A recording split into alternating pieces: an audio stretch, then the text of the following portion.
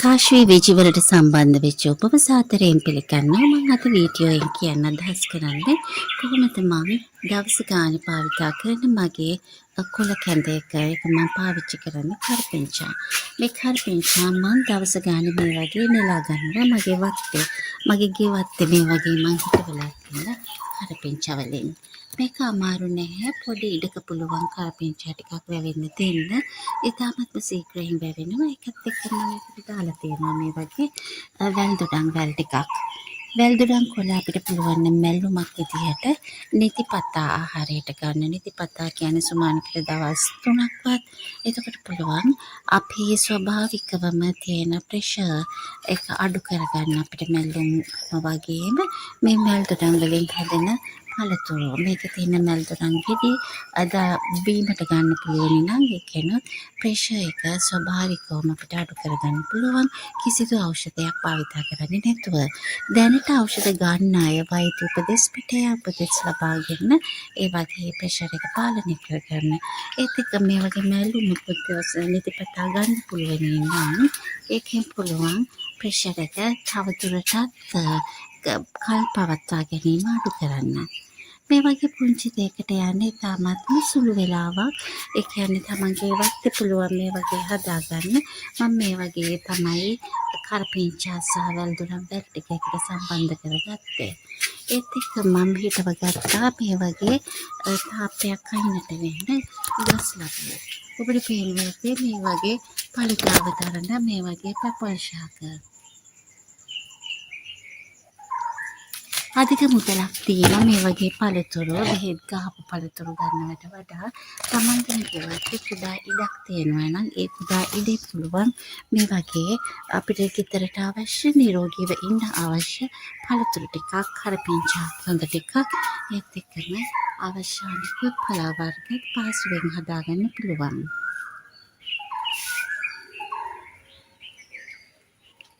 අපි දැන් බලමු මම කොහොමද මේ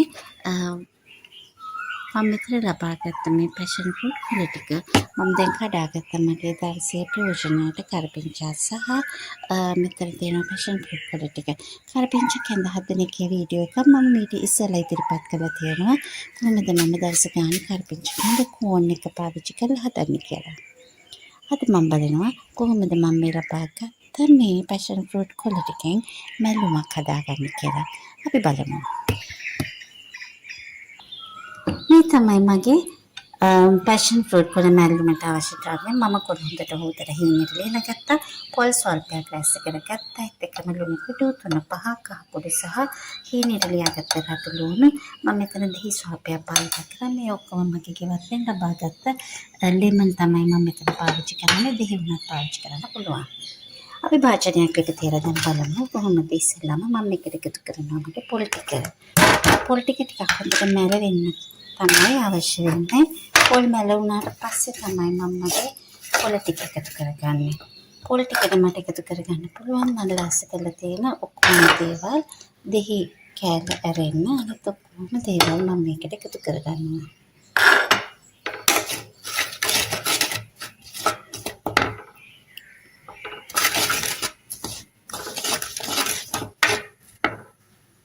මම කොළ ටික ඉස්සෙල්ලා දාන්නේ නැහැ. මොකද කොළවල තියෙන පෝෂණ කොටස් මේ වගේ තාපයත් එක්ක නැත්නම් උෂ්ණත්වයත් එක්ක විනාශ වෙන්න පුළුවන් නිසා ඉස්සෙල්ලා පොල් ටික මේ වගේ හදාගෙන ඊට පස්සේ තමයි මම මගේ පොල් ටික හොඳට මැලුණාට පස්සේ තමයි කොළ ටික එකතු කරගන්නේ.